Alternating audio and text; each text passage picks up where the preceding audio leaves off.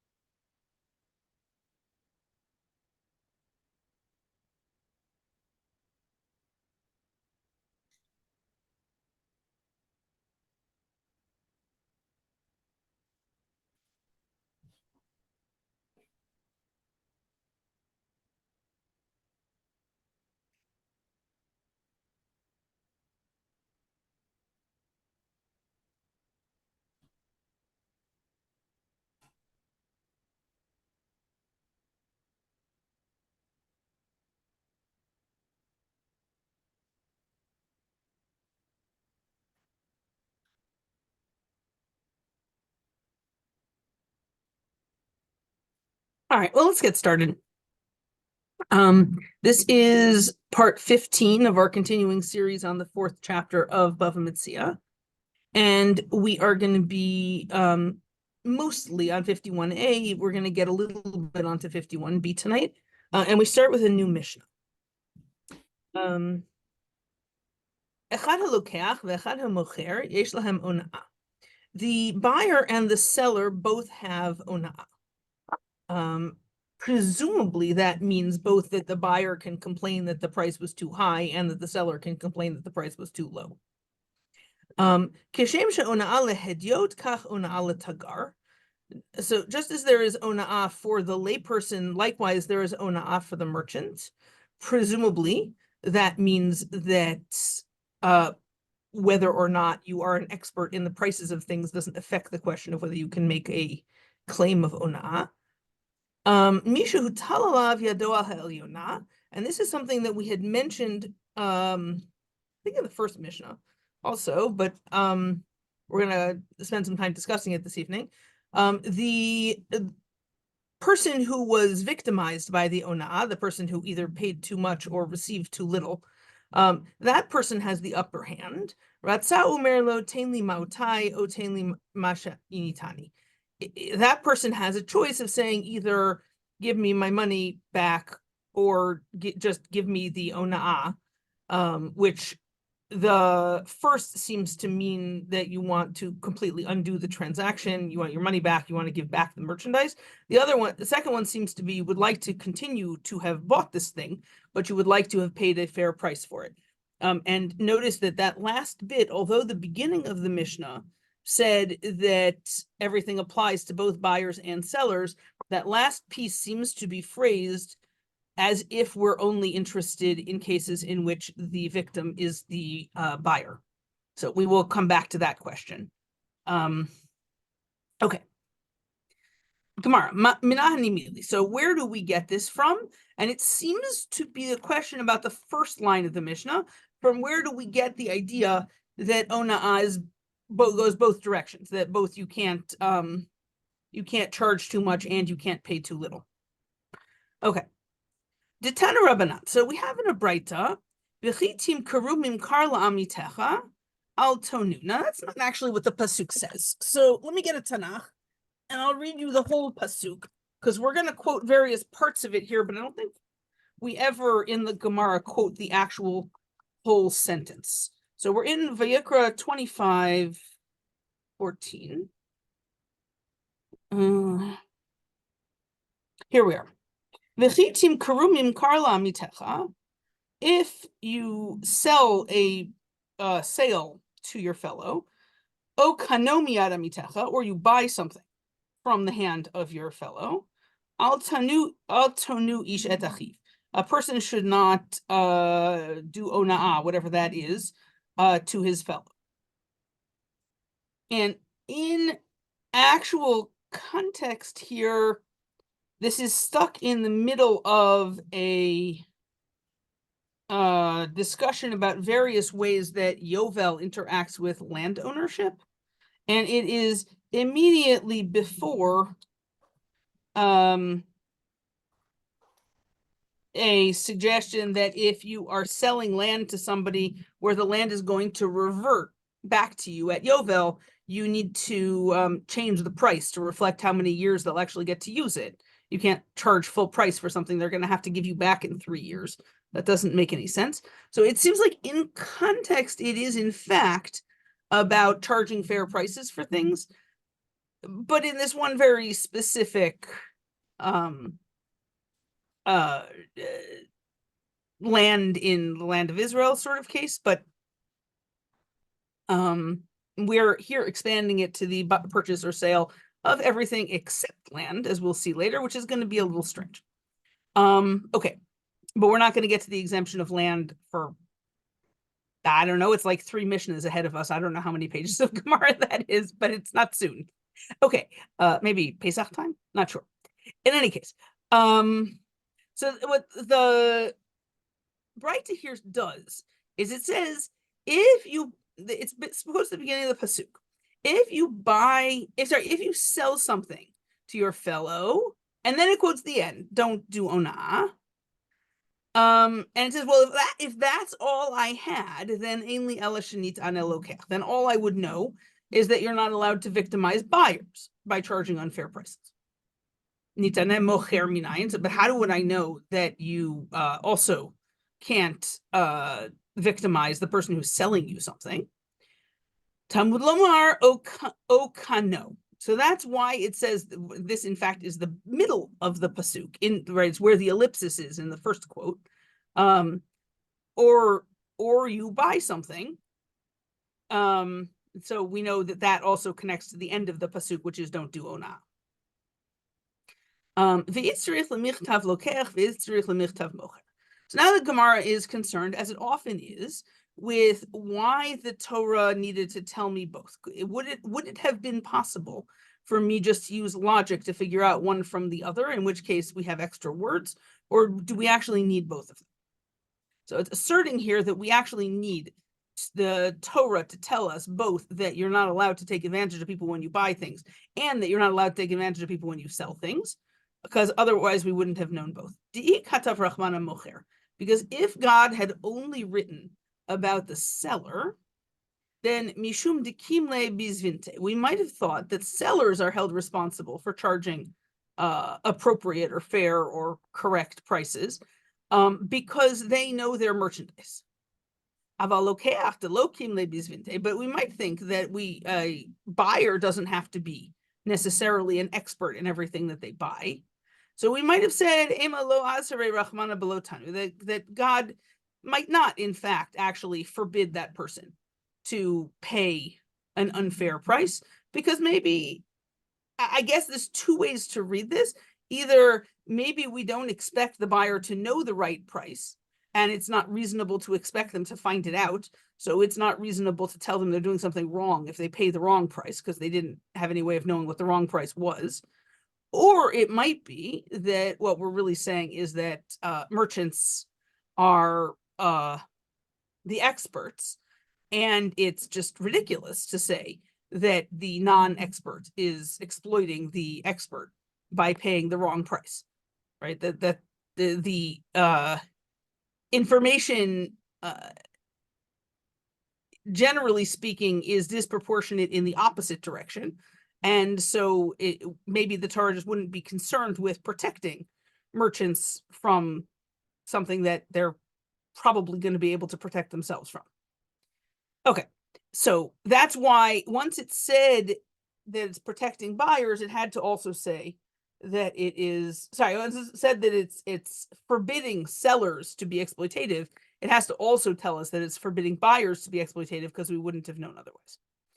On the other hand, v'ikatav rachmana lokeach, if God had only written that a buyer can't exploit a seller, that might have been mishum dekakani, because the buyer is getting something, right? We seem to be assuming here that, not exactly in a financial sense, but in a social sense, buyers are benefiting from the transaction more than sellers are. We seem to be assuming that owning objects is more desirable than owning money. I am not at all sure that that is something that has carried through to us today culturally. But they even have a popular saying that they quote to support it. So it does seem to be the way people felt then. De Amriinshi, because people say Zavinta Kanita, if you bought, you got something. Aval Mocher de Avude Kamovid, but the seller is losing. De Amriinshi Zavein Oved, because the popular saying is the seller loses.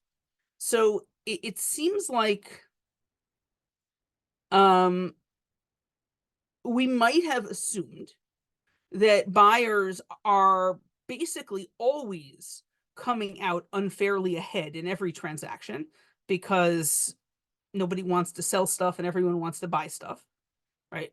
As I said, that seems to be a cultural thing, which I'm not sure we share, but we might have assumed that, and therefore we might have thought that sellers are in danger of being exploited because the whole activity of buying and selling things is fundamentally exploitative of sellers.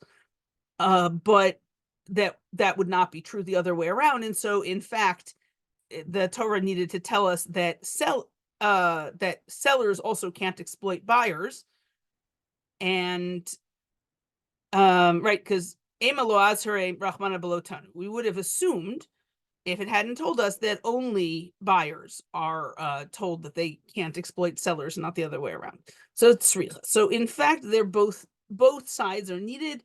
We could have come up with a logical argument for restricting the case to only the case mentioned if either the Torah had only told us about buyers or the Torah had only told us about sellers. So we have no extra words here.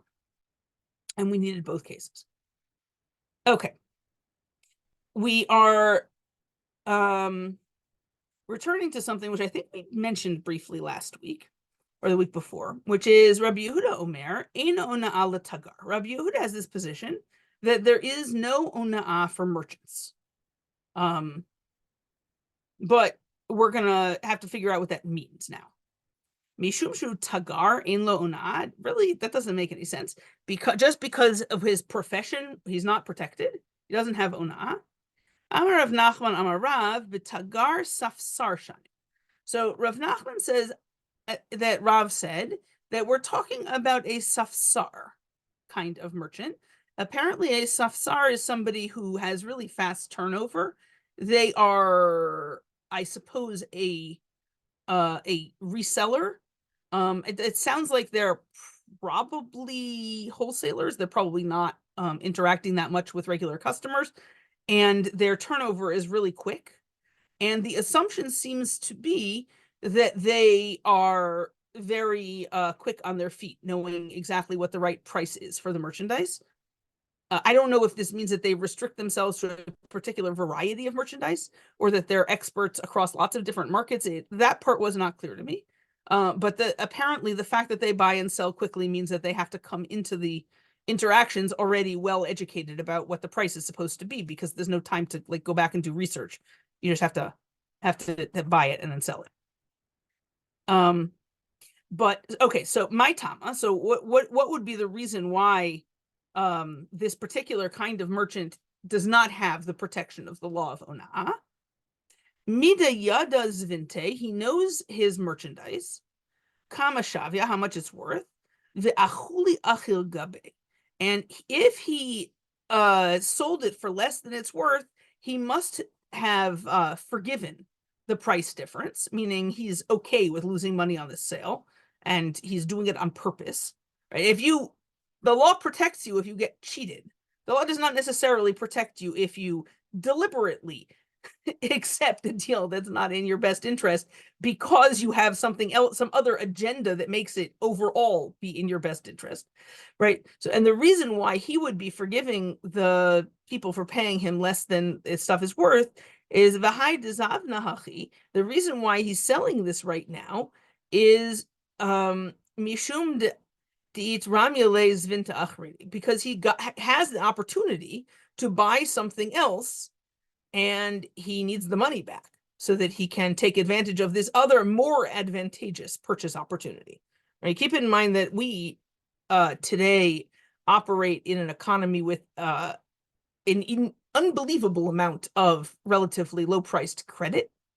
That is not, I think, historically normal. And I think the more historically normal thing would be that you had to actually have cash in order to buy stuff. And so if you've got a bunch of stuff that you think is not going to make you so much profit, and what you need is the money to buy this other thing, which you think you're going to get a great deal of profit from, you might sell the first set of merchandise at a loss in order to get the cash to make the investment in the other kind of merchandise. And that is what we are assuming. That's what Rav Nachman, in the name of Rav, is assuming is going on here. And so if this particular kind of merchant, this reseller, participates in a transaction that doesn't seem to be in his best interest, we assume that he knows what he's doing it on purpose, and it is overall in his best interest. So we're not, apparently, according to Rabbi Yehuda, going to let him then come back later and sue for some of his money back.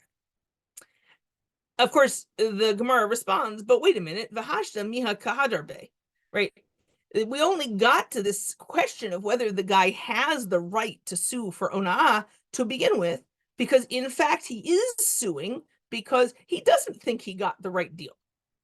Okay, so that doesn't seem to bother Rav Nachman in the name of Rav, but it does bother Rav Ashi, and so Rav Ashi has an alternative to offer.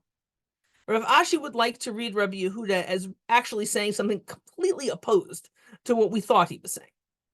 Rav Ashi said, "My ain't l'tagar ona'ah." What does it mean when Rabbi Yehuda says that the merchant doesn't have ona'ah? Eino b'torat ona'ah. He is not limited by the law of ona'ah. She'afilu pachot mikdei ona'ah chozer, because he can sue for getting back the extra money that he paid, or presumably getting more money if he charged too little, even if the price difference was less than the sixth that's ona'ah. Right? So it normally, if suppose you have a transaction, between two lay people in which somebody pays only slightly more than they're supposed to, or somebody charges only slightly less than they're supposed to, normally we call that mechila. We call that forgiven.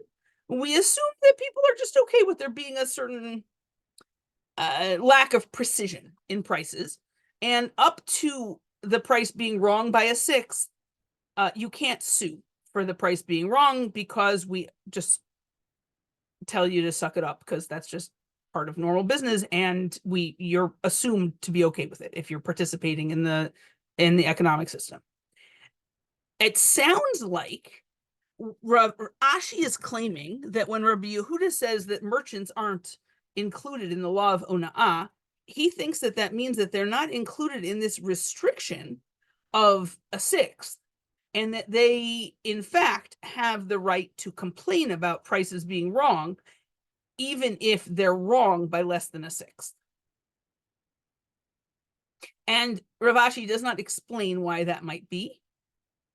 It's possible that the reason would be something like, well, this is how this guy makes his living, so it's more important to him, and he's buying and selling all day, every day.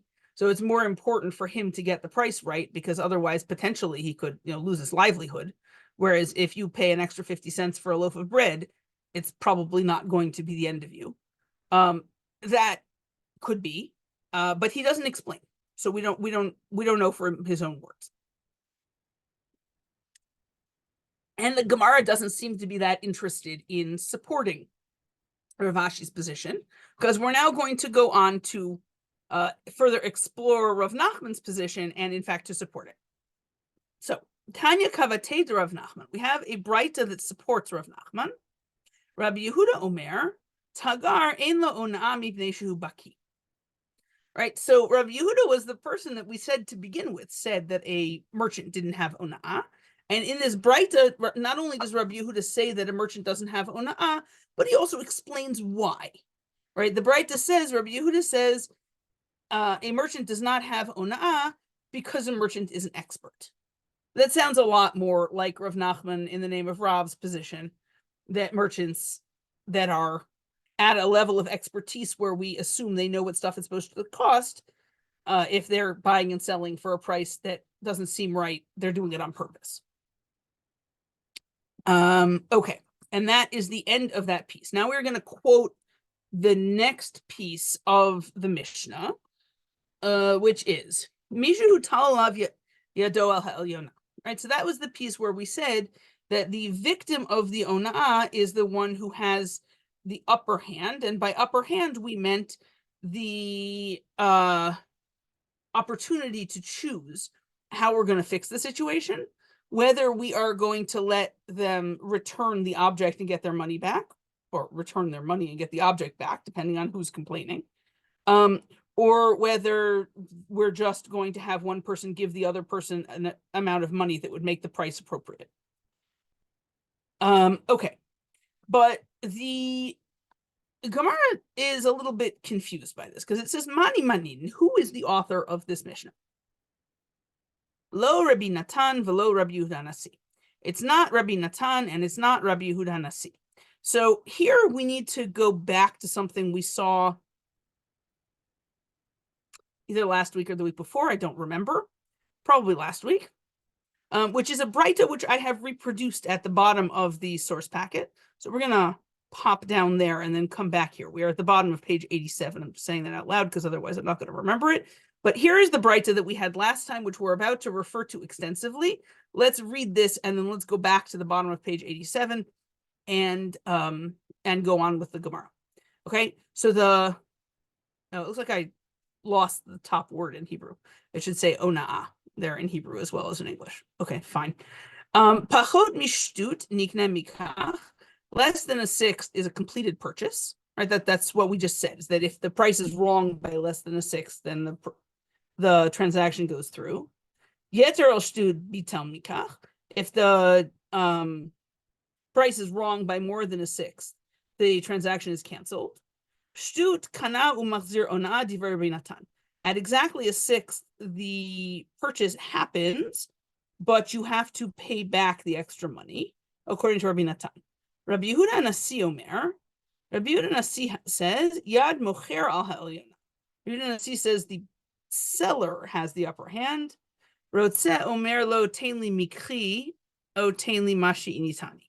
He can either say, give me back my merchandise, or he can say, give me what you cheated me out of. And this part we're not that interested in at the moment. Both of them are the same time limit. So notice that there are a couple of notable things here.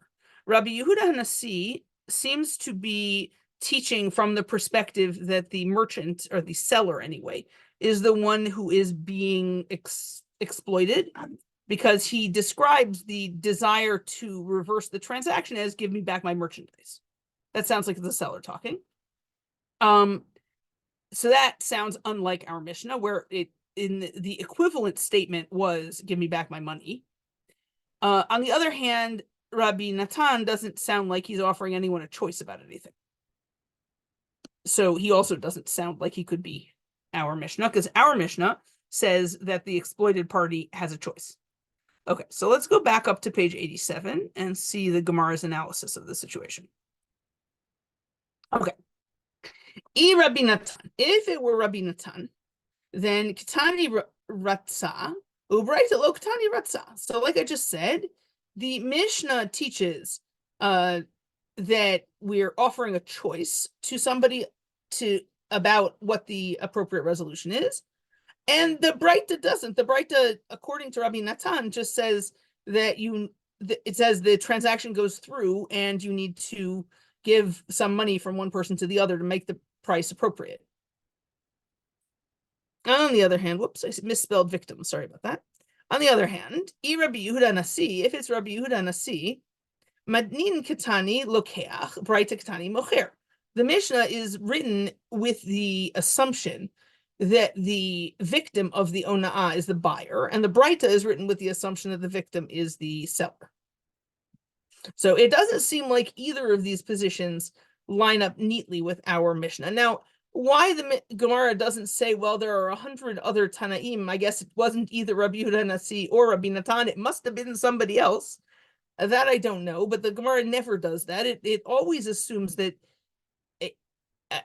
if at all possible, all anonymous positions should be lined up with a named position that it knows somewhere else. That's a very broad-based assumption in the Gemara, and I don't know that the Gemara ever explains why that's so important, but apparently it is. Okay. Amar Rabbi Elazar. Rabbi Elazar says, "Ona'azo eini yodea mishnah." Rabbi Elazar says, "I don't know who's talking in this Mishnah. I don't know who's talking about ona'ah here." And that seems just to be a reiteration of the statement that we don't know who's talking. Rabba, the Rabba's gonna, and Rabba and Rava are both going to offer us resolutions here. So Rabba Amar Leolam Rabbi Natan, who he says is really Rabbi Natan, who you'll remember in the Braita was really quite different than the Mishnah because, as I said, it didn't it didn't offer anybody a choice. It didn't say anyone had the upper hand. It just told you what to do. It said, give some money back from one person to the other to fix the price. But Rabba says, really, our Mishnah is according to Rabbi Natan, V'tani nami b'vraita ratza. And in fact, the text that you have been memorizing of the Braita is wrong. And it should also say that Rabbi Natan says that in the event that the price difference is exactly a sixth, then the person who is victimized gets to choose which way you resolve the situation. Now that seems to require Rabbi Natan to have a completely different position in order for it to be the same as the Mishnah, but it may be that Rava has access to an alternative tradition in which that is what the Braita says. That I don't know. Okay, on the other hand, Rava says, Rava Amar, Le'olam Rabbi Yehuda Nasihi. Rava says, no, it's really Rabbi Yehuda Nasi. Umay deshir b'matnitin kamefarish b'raita. And the thing which was left out in the Mishnah is explained in the Braita. I think what this means is that the problem in Rabbi Yehuda Nasi's position is not so much that his law is different between the Mishnah and the Braita. In both cases, he seems to think that the person who suffered from the price being wrong is the person who gets to make the decision about how to resolve the situation. But in the Mishnah, he assumes that that person is the buyer. And in the Braita, he assumes that that person is the seller. So Rava says, well, really what's happening here is Rabbi Yehuda Nasi thinks that it could go either way. And the Mishnah only recorded it from one direction, probably because that fit with the number of words or phrases that fit with the tune they were using to memorize it. That does seem to have been a factor in some cases. And so when they were, composing a Braita to go with the Mishnah, they put in the case that got left out of the Mishnah. But it's really all Rabbi Yehuda Nasi. He doesn't really care who the exploited party is. He thinks the same thing either way, that the exploited party gets to make the choice. And it's just only one of his two examples made it into the Mishnah. Okay, Amar Rav Ashi. Rav Ashi speaks in favor of Rava's position, and he says, Daikanami diktani echad halokeach ve'echad hamocher u'mefaresh lelokeach. Rav Ashi says, look, I think that you can, if you read the Mishnah carefully, you can see that Rava must be right. Because the Mishnah starts out at the beginning saying that buyers and sellers are interchangeable, they're the same. And then Rabbi Yehuda Nasi only gives an example using a buyer. So it must in fact be that what we have here, I think he means literarily, is that the original version of Rabbi Yehuda Nasi had two examples, one for the buyer and one for the seller. One of them got cut on the editing floor, and that one ended up in this alternative text of the Breita. Okay, Shmamina, Shiura Shaire, Lemocher, Shmamina. The Gemara concludes, and this does not happen that often, that we'll have multiple interpretations suggested, and then we conclusively decide that one of them's right and the other's wrong. But that seems to be what's happened here. Though you can conclude that what happened is that the Rabbi Yehuda Nasi's example, in which the seller was the person who was exploited, got left out of the Mishnah and got recorded in the Breita, which seems to be conclusively following Rava's position that the Mishnah follows Rabbi Yehuda Nasi. Now, it's especially odd, just to note, since Rabbi Yehuda Nasi is the one who did the editing of the Mishnah, it would be particularly odd for an example he thought was important to have been edited out. If it got edited out, probably it got edited out because he didn't think it was necessary. But I think we might be disagreeing with him here. Okay. Let's scroll down a little. Itmar. We have a new case with some Amoraim arguing about it. And this case is going to occupy us for the rest of this evening, and I think for all of next week as well. So the case is, somebody says to his friend, I'm selling this thing to you, or I'm buying this thing from you, on condition that you have no claim of ona'ah against me. Right? We're doing this sale, and I'm only willing to engage in this sale if you're not able to sue me if the price is wrong. That, by the way, seems like the sort of thing that if somebody says it, you should run as far away as possible and find someone else to do business with. But the question of whether this person is a desirable business partner isn't really our issue. The question is, now suppose that somebody did business with him under these conditions, and now the thing is coming to court later. Does the condition work? Does it actually stop somebody from being able to sue him? Okay, so Rav Amar Yesh alav ona'ah. Rav says that I'm sorry, it doesn't work. You still have the capacity to make a claim of ona'ah against somebody, even if they made a condition that you don't have such a power. Shmuel Amar Ein lo alav ona'ah. But Shmuel says, no, you can't make a claim of ona'ah. Now, most of the time, we have sort of two competing principles here, which will be playing out, as I said, for the rest of the evening.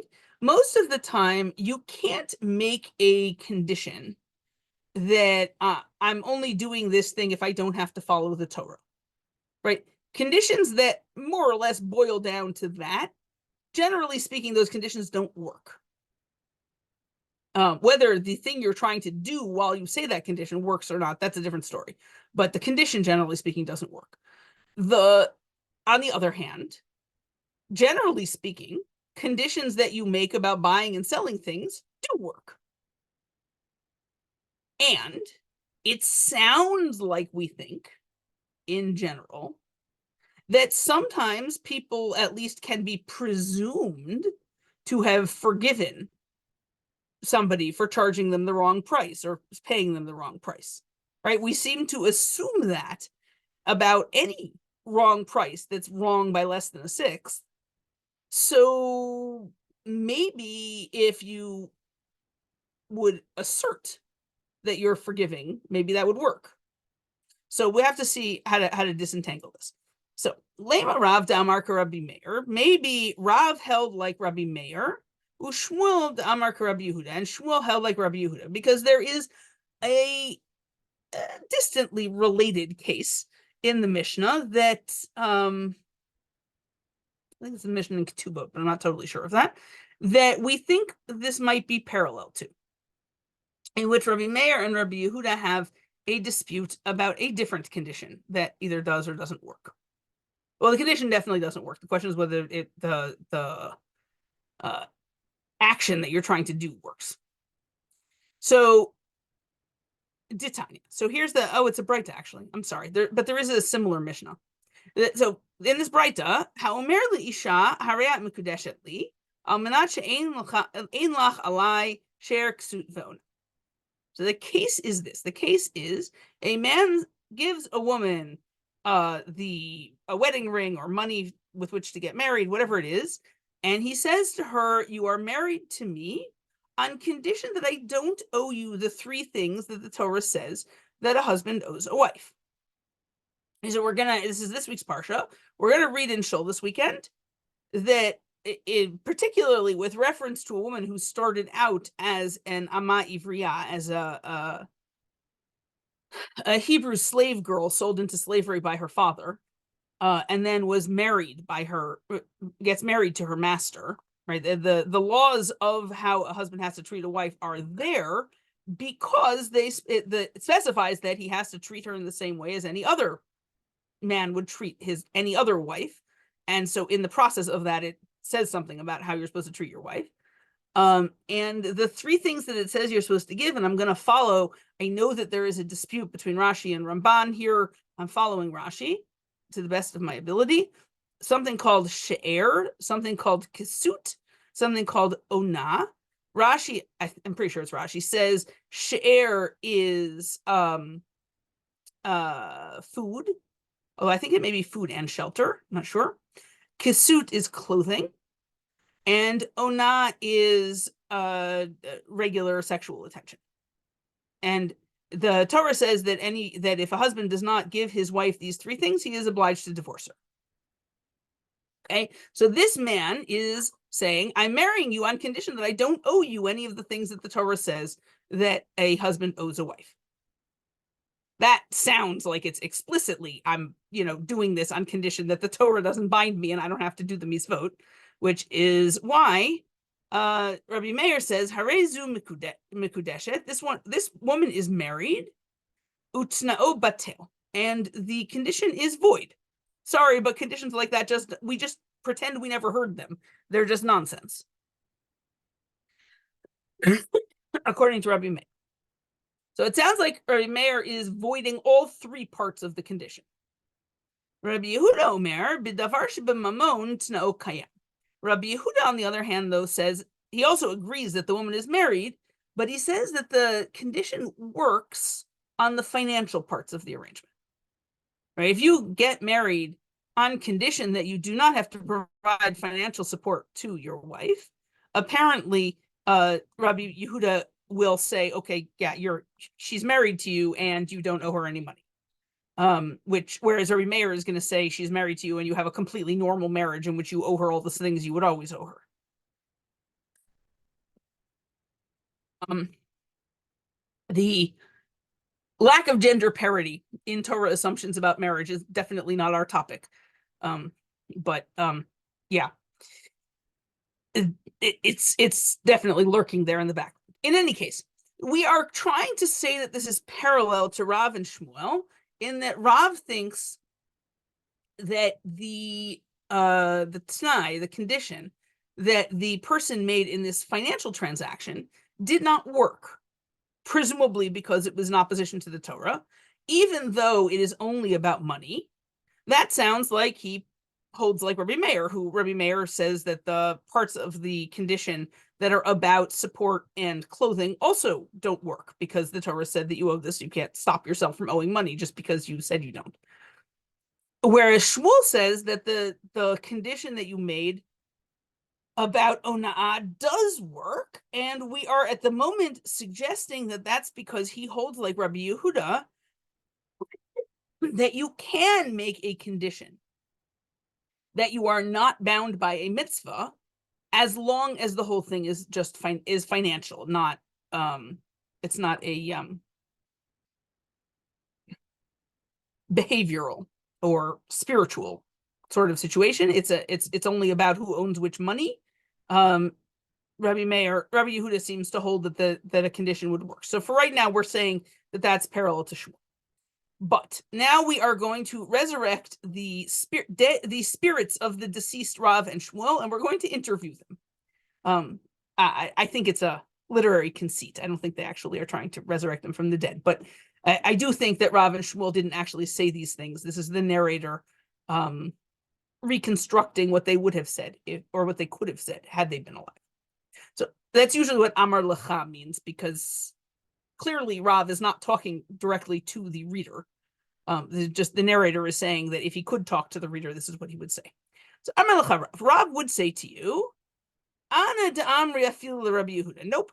Rav would say, I actually think that Rabbi Yehuda and Rabbi Meir both agree with me that the condition about ona'ad does not work. Ad kan lo ka'amar Rabbi Yehuda hatam, because he thinks, Rav thinks that Rabbi Yehuda only said that over there, ela diyada v'kamachla, because any woman who would accept the wedding ring under those circumstances, she's been warned. She understands that she's getting into this marriage where the guy's not going to support her financially, and she took the ring anyway, so apparently she's okay with that. Aval hacha miyeda de machil, but here, the seller didn't say, haha, I am selling this to you for twice what it's worth, and you can't stop me because I'm selling it on condition that you promise not to sue me. Instead, he said, in the event that you later discover you didn't like the price, I'm selling it on condition that you can't sue me. Right? So he's the seller in the case in the Breita where Rabbi Yehuda thinks it the condition works. In that case, the person making the condition anyway was being completely straightforward about what they were doing. Whereas in the case that Rav and Shmuel are disagreeing about, there's no transparency. There's no reason to believe that the person on the other side of the transaction knows whether they're being cheated at the time when they would have to accept or reject this condition. So Rav thinks that obviously Rabbi Meir would agree with him that condition against the Torah doesn't work, but he thinks that in this case, even Rabbi Yehuda would agree with him that this condition against the Torah doesn't work. Because there can't really be a concession on the part of the other party because they don't really know what they're conceding to. Ushmuel Amar, and Shmuel would say, if he were here, Ana de Amri de afilu Rabbi Meir. I think I am speaking even according to Rabbi Meir. Right, obviously Rabbi Yehuda would agree with me that a financial condition works even against the Torah, but I think that in this case, even Rabbi Meir would agree with me. Ad kan lo ka'amar Rabbi Meir hatam ela devadai ka'akar. Rabbi Meir only said over there that the condition does not work in the marriage case, because in the marriage case, you're definitely not planning to fulfill what the Torah says. Right? You're definitely going to be married, and being married, you are definitely not planning to pay for your wife's support. However, in this case, but in this case, maybe you're not actually exploiting the other person. Maybe you're charging a fair price or paying a fair price, in which case there's nothing to not do. So in that case, Shmuel says, even Rabbi Meir would agree with me that the condition would work because it's not such a chutzpah to say, maybe I'm not following the Torah. It's a chutzpah to say I'm definitely not following the Torah, but it's only a small chutzpah to say maybe I'm not following the Torah. And so even Rabbi Meir would agree with me that condition would work. Amar Rav Anan. Rav Anan said, L'didi mefarshali mini marshwell. So Rav Anan said, as it happens, Shmuel told me personally what he meant by this. So let me give you some information. So he says, Shmuel told me, a person who says to his friend, I'm selling this to you or I'm buying this from you on condition that you have no claim of ona'ah, ein lo alav ona'ah, he can't make a claim of ona'ah.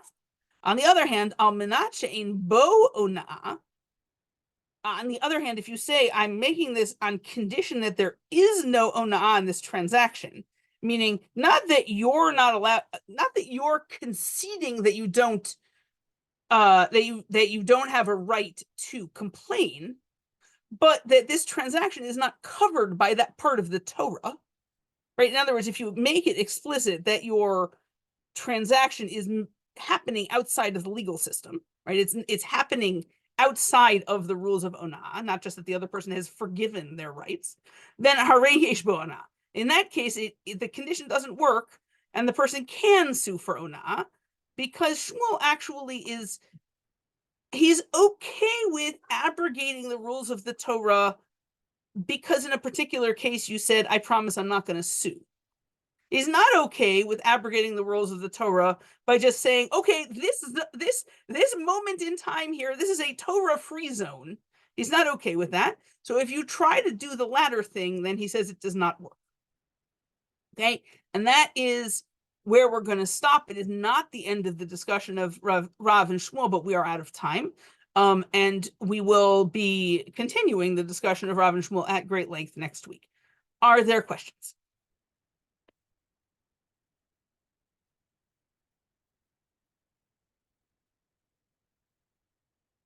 Okay, then I will see you all next Monday. Have a wonderful night. Thank you. Good night. Night.